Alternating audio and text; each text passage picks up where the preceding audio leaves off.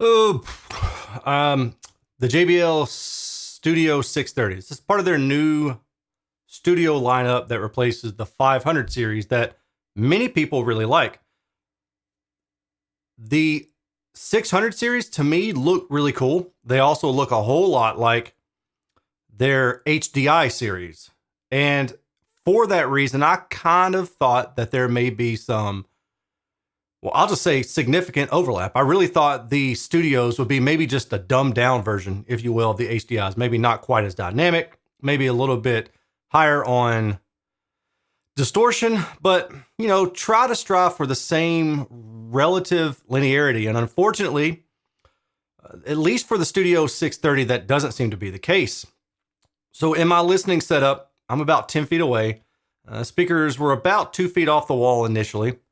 To the side of the speakers, I think it's about 3 feet. Powered with a Macintosh MC462 for the duration, well, for most of the duration, but part of the duration also an old cheap Denon AVR just to kind of check things out. As far as the Denon goes, no real problems powering these speakers for 30 minutes or an hour at a time in my listening sessions at mid to higher volumes. So I think, for an AVR, you probably would be okay. Just make sure that you check with the manufacturer specs to verify that first. But with that information given, the first thing that I noticed about the Studio 630s was that the sound it was overall good. Honestly, it was overall good, but it was just like something was missing. And so by like the second or third track, what I realized was that the mid-range was missing.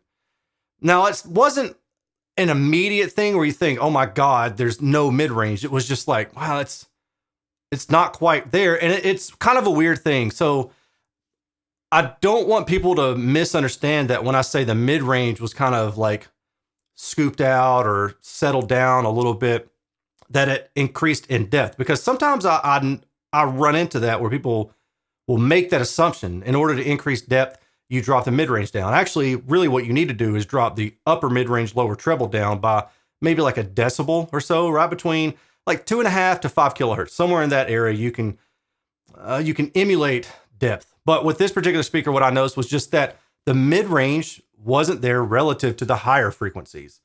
And again, it wasn't a disaster of a sound, but it just was audibly noticeable.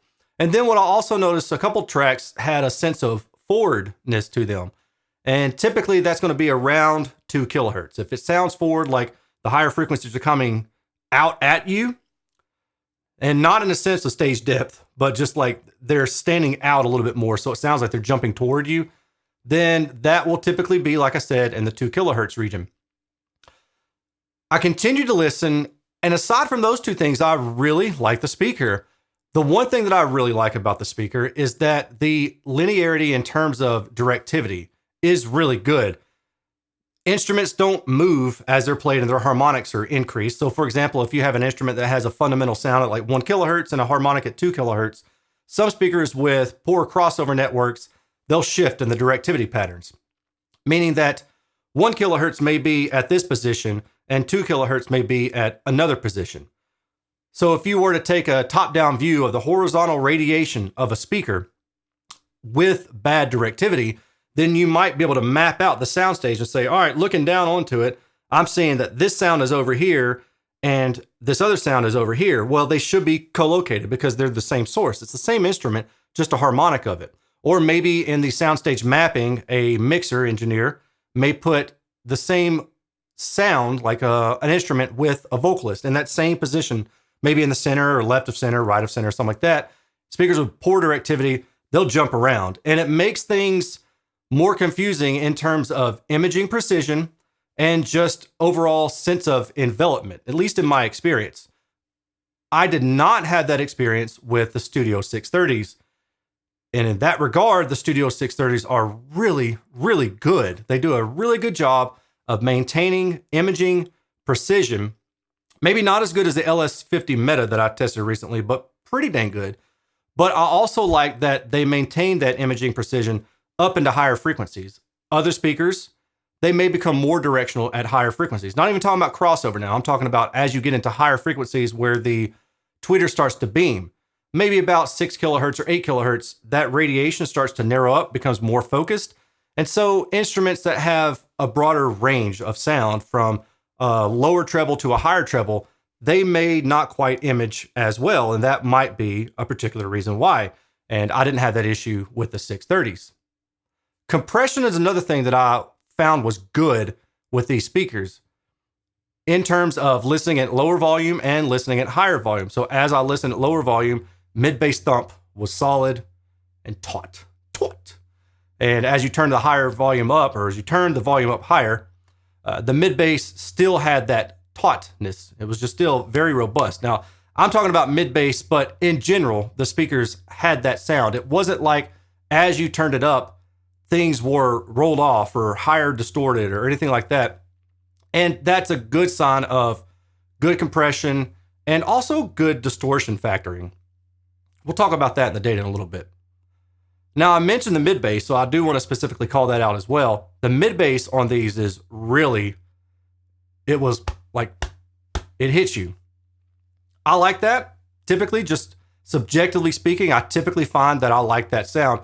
And usually when it's between like 100 hertz to 100 and maybe 60 hertz or so, if there's a little bit of a bump there, I'm okay with it. I find that pleasant because it gives it a little bit more added harmonics to kick drums and things of that nature.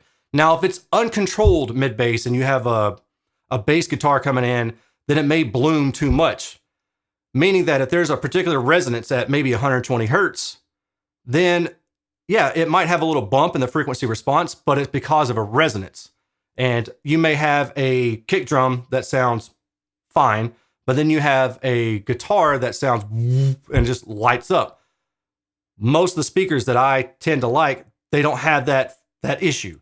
And these particular speakers don't have that issue. They just got a nice, smooth, contoured bump centered around 100 hertz or so that give it a little bit more mid-bass impact subjectively. That's what I like. I did try to move these closer to the wall, and I actually found that I didn't like them closer to the wall. Now, there could be one particular reason for that, and that is when you move a speaker closer to a wall, depending on the placement or depending on the distance of the front baffle to the wall behind it, what happens is you get a cancellation. Basically, the sound wave goes from the front of the baffle to that wall, and then comes back and it cancels out in time. Most bookshelf speakers are going to have that cancellation, let's say ballpark 200 to 400 hertz, just kind of in that region. Sometimes it's acceptable and it's not a big deal, but with this particular speaker, what it does is it actually makes that mid-range dip that I was talking about earlier, it makes it worse. So not only does it have a natural mid-range dip, but when you move it closer to the wall to get a little bit more bass output from it, it creates more of a mid-range suck out. So that natural one plus the acoustic suck out from the reflection off the rear wall makes it even more of a trough, and that's more problematic. So I would recommend to not place these near a wall, and more than likely you're going to wind up finding that at least 2 feet, like I did in my case, at least 2 feet is going to be nominal. And for those of you who don't know what that is in meters, that's it's 2/3 of a meter roughly. So let's just go with that. Positioning, toe in, toe out. Initially tried on axis, then tried off axis by 30 degrees. And I found that for me personally, what worked best was about plus or minus 10 to 20 degrees. Very similar to what I would recommend for a coincident driver. Waveguide designs usually also have a diffraction effect directly on axis. Now this one does, I saw the data earlier, this one does have that effect, but I wasn't hearing it so much. What I believe that I liked most about towing them slightly off axis was that it just seemed to expand the stage width a little bit more. It did also seem, this is purely subjective and I may be completely hallucinating here, but it did also seem like it interfered a little bit with the imaging precision, like it wasn't quite as tight as maybe something like the KEF LS50, again, something that I've measured and reviewed recently, so it's on my mind. That speaker provided more imaging precision even when towed out. This speaker doesn't quite do that, but I found that it was an acceptable trade-off in order to get a little bit more stage width. And in talking about stage width, these speakers are about plus or minus 60 degrees horizontally, which is really good, but vertically, you've got to be careful to stay on axis with roughly in that tweeter range. Now, the reference axis for this speaker, as far as I can tell, based off of measurements, is that you should be placed between the tweeter and the midwoofer. And doing that gets the best tonality, at least, again, according to measurements. And, listening by ear, it seemed to verify that as well. If you go above that middle point, about 20 or maybe so degrees, then what you're going to find is there's going to be a pretty significant suck out in that upper mid-range region. And it's really probably going to cause a lack of dynamicism and attack. You may like that, so play around with that and see what you think, but ideally you're going to be kind of in between that tweeter and that midwoofer below it. So moving on with specs, I received these speakers. They were drop shipped to me from a viewer. He knows who he is. Thank you. Cost is $6.99 per pair, current retail. And I'm going to show you a quick video of me scanning these things while I read you some of the manufacturer's specs. These feature a 6.5-inch midwoofer, a 1-inch compression driver, and a waveguide, which is a really nice design, by the way. Sensitivity spec at 85 decibels. I actually measured around 83.5 based on the mid-range dip because of that. And the overall impedance is specified at 6 ohms. Frequency response is spec from 45 hertz to 40,000 hertz, which, come on, 40,000 hertz. It's ridiculous. That's just marketing. The engineers are probably thinking, what are you guys doing? But the marketer's like, we're just going to put 40,000. Like, nobody can hear that. These do come with removable magnetic grills, which are actually really cool. They're somewhat curved, but I didn't use them and I didn't test with them. Let's talk about data and how that relates to what I heard. And I think this should be very helpful for some of you who are using home theater setups. All the data you're about to see was captured using my Clipple near-field scanner. This is a state-of-the-art robotic device that allows me to get anechoic data in a non-anechoic room, such as my garage, which you see here. And by the way, it's currently set up in my dining room, but nobody's going to see pictures of that unless you're a patron. The reason for that is pretty simple. You want to know what the speaker itself is doing before you put it in a room, because the room is really going to muck up the response below about 500 hertz. And if you want to understand, for example, why I heard the speaker have such a mid-range suck out, anechoic data will tell you that. A good case for that is without anechoic data, very likely would have been the case that I would be going, well, it must be my room, so now I need more absorption. I need to put absorption on the ceiling. I need to put absorption on the floor. I need to put extra beds in the room. I don't know, just ridiculous stuff that would not have solved the issue because it's the speaker itself. Here's the impedance, and this is a large scale on the impedance side. We can see the crossover network has something that's kicking this thing up almost to 140 ohm. So if I zoom in, then we can see something that's a little bit more readable. And we can see that the minimum impedance is about 4.7 ohms. And then the EPDR dips down to around 2.5 ohm. As I said earlier, I was able to drive this with a cheap Denon AVR, but for the most part, I was using the Macintosh MC462, which unfortunately I'm sending back soon, but that thing's a beast. There is a resonance right around 300 hertz. Now, I'll be honest, I don't think I heard that resonance. It didn't stand out to me. The other things that I talked about earlier were the things that stood out to me. Here is the average sensitivity on axis, directly lined up with the tweeter, facing dead ahead. Average sensitivity at 83.5 decibels. The reason for that difference between the JBL spec and my result is this mid-range dip right here, because I'm calculating from 300 through 3 kilohertz. This mid-range dip really is about, this is a plus or minus 3 decibel range, so that's about 5 to 6 decibels off the high frequency area. That's pretty significant. And that's why I heard what I heard in my listening room, is because this mid-range is very low compared to the upper mid-range and the treble region. It's not as bad as something like the FiO SP3, which had a 7 decibel dip in the mid-range and had a one-note wonder on the low end, but it was noticeable. F3 at 53 hertz, F10 at 36 hertz. The speaker does get relatively low in room, but I would say like mid 40s is about what I was hearing in room. And below that, you're really going to need a subwoofer. And ideally, based on the compression data that I'm going to talk about in a minute, you're going to use a subwoofer below at least 50 hertz and probably even 80 hertz just to increase some dynamic range on its own. We can see that there's a peak right around this 1 to 2 kilohertz region. And that was another thing that I heard in the forwardness. This is a CEA 2034 data set, very similar to what we already saw. But the main thing I want to talk about is the ERDI. This gives us an idea of how EQable a speaker is going to be. With the Studio 630, you're probably going to be using this for a home theater type application. So let's see. If we drew a trend line through the ERDI, we can see that, yeah, this speaker actually would take very well to equalization. And these little dips and peaks right here some of that is going to be really just the vertical effect. So it's not as big of a deal as it may seem.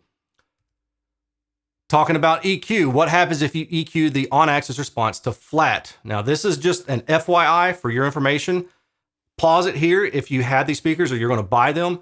And you can type in these equalization parameters into your mini DSP. This is what I was using to generate this. And then listen, the thing that you'll note though is I was really trying to make sure I brought up the mid-range. So this is the original with the scooped out mid-range, and this is the after effect with the mid-range in line. Now the lower end stuff, that's going to be up to taste. I left mini DSP to just EQ the response above about 150 hertz, and I said don't touch anything below that. I like this mid-range bump. That's what, 2 decibels, so it's not as dramatic as it may seem if the scale were a little bit different. But I just wanted you to note that. And it also brought down this forwardness sound in the upper or mid-range area. This is the estimated in-room response at 0 degrees and then 30 degrees off axis. And this trend line is purely subjective. Purely subjective. This is how I heard the speaker in my listening room. And this is a quasi-objective way of me relaying what I heard. So I drew this trend line to say, okay, relatively speaking, the mid-range sounded like it was scooped out. The mid-range, upper mid-range, I should say, I guess, sounded slightly forward. This right here is interesting. Now, I heard a touch of sibilance, but sibilance is usually like 4 to 8 kilohertz. So this seems a little bit low at around 3 kilohertz, right in that region. So maybe that's what I heard. Maybe I just didn't hear it at all. But the other thing I wanted to point out is the punchy mid bass, which I did like. Horizontal contour plot normalized, we can see the radiation beam width is about plus or minus 60 degrees horizontally.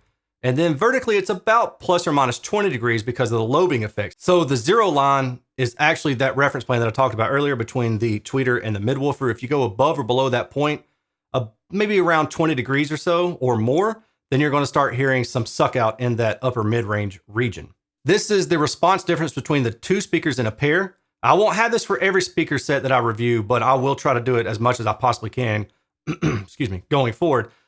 The response delta is about 1 to 1.5 decibel. I would say based on my experience, if you have a speaker pair that's within about 1 decibel of each other, then that's pretty good. I've seen drive units from really well-regarded manufacturers that are plus or minus 1 decibel, if not a little bit more. So a mass-produced set of speakers with crossover components and drive units and things like that, if it's within about 1 decibel or so, I'd say that's probably pretty good. Distortion at 86 decibels and distortion at 96 decibels. I'm really not seeing anything here that jumps out at me as bad. And in fact, I do think that this looks pretty good given the overall size. I mean, yeah, it'd be great if 96 decibels were below 3%, but okay, it's kind of on par with what I've seen. Multi-tone distortion, however, looks good, and it looks better than some of the speakers in this price range.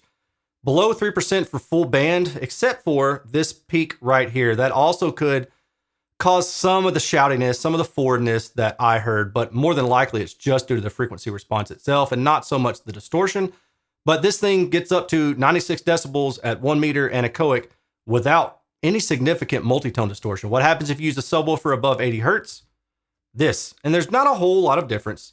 The main thing is there's a little bit of change in that lower mid-range. I don't know that you're going to hear it anyway, but I think the good takeaway here is that you don't necessarily have to use a subwoofer to lower the distortion, but generally speaking, what you will do is you will increase the dynamic range. Why do I say that? Because of this. Dynamic range, if you look below about 50 hertz, we can see that the increased distortion goes pretty high.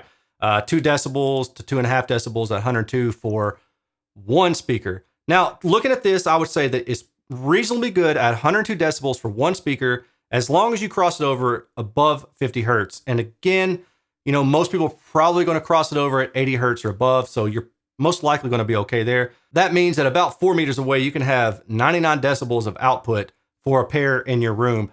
That's pretty darn high. You could possibly even have higher than that if you place a crossover at 80 hertz or even 100 hertz. But this is kind of just a metric to go by to compare to other speakers. And in this regard, it does pretty dang well. Now, if we want to talk about speakers that you could probably compare it to, the first one that jumps to my mind is going to be the ELAC DBR62. That is not a horn design. The soundstage width's maybe a little bit wider, but directivity isn't as good as it is with this particular speaker. That speaker is more neutral through the mid-range. Certainly, the top end has a little bit of a lift if it's aimed directly on axis, but towed out slightly off axis brings that lift down. Overall, out of the box, I'd say the ELAC is probably a better speaker in terms of neutrality, but with equalization, for those of you who are going to be using home theater or maybe just a mini DSP, I'm going to choose the JBL Studio 630 because it has better distortion and definitely better compression. That ELAC dropped off like a rock below around 80 hertz or so. So you would benefit in terms of output from this JBL, but with equalization. The question that most of you want to know is, how does it compare to the Studio 530, the previous line? All right, well, here's the problem. I measured the Studio 530. I have a pair of them. I listened to them. I measured them. At least I thought I did. I honestly forgot all about them. The guy that loaned them to me was in Georgia. He came to pick up some other speakers. I thought I was done with the 530s. I sent them with him. This was like 2 or 3 years ago, and I hadn't looked at the data since then. I pulled it up just today because I remembered I tested those. And then I realized that the reason I never published it is because I never finished them, and I didn't realize that I didn't finish them until after they were already back at his house. So unfortunately, all I have to go on right now is the data that I do have. So with that said, let's look at the spinorama data. The on-axis response to the 530, there's a problem. So through the mid-range compared to the 630, it's more neutral. It doesn't have that big trough right through there. But above that, there's a significant issue around 1.5 or so kilohertz of about 3 to 4 to 5 decibels in this region. And then the treble remains about plus 2 decibels or so over the mid-range. And then if you go and look at the estimated in-room response, we can see that it makes sense with that in mind, where normally the treble would be in line with the mid-range and then you would have this smooth descending line. But because the treble was bumped up in level, it's about 2 dB higher than an imaginary smooth line if I were to draw it right through here. So based on this, and based somewhat on my recollection, I would say that the Studio 530s might sound a little bit bright if aimed right at you. What happens if you tow them off axis though? Does that really change anything? That's what we have here in red. And frankly, no, not really. If you point them off axis at even 30 degrees, you're still going to roughly have the same sound in room. So my opinion, and this is my pure opinion, and it could change tomorrow. I'm just being honest with you. But my opinion right now, based on the data that I have available, I would use the 630 over the 530 as long as I have equalization to bring that 630's mid-range up. If I'm shopping and I don't have either one of them right now, I don't know that I would buy either if I didn't have equalization. So the 530's height and treble to me is problematic. I would guess that the 630 has higher dynamic range capability. My compression data looks really good. I don't know if the 530 would show that as well. And just because the 630 is newer, I would hope that it has better components and maybe then higher dynamic range, but I don't know. Both of them are about plus or minus 60 degrees in horizontal radiation, although the 530 has this kind of a mushroom through the 1 to 3 kilohertz region where it dips down and kind of comes back up, where the 630 doesn't have that. It remains more smooth. I mean, there are some issues going on, but overall, the trend line is that it would be smoother through the upper mid-range and the treble region. It's just that dip in the mid-range area that I don't like for the 630. So my opinion, to wrap it up, is I like the 630 more if I have EQ. If I don't have EQ, I'm probably just looking for a different speaker entirely. That's just my opinion. You're free to disagree with that. And if you own both or if you've listened to both side to side, please let me know what you think. And I'll end it there. Cheap plug for myself. If you are still interested in buying this pair of speakers, I'll throw an affiliate link in the description below. Please use that affiliate link. It helps me out. It doesn't cost you anything extra. If you don't like affiliate links, that's okay. But if you're going to buy the speaker anyway, that would help me and I would appreciate it. I will talk to you all later. Have a good one. Peace.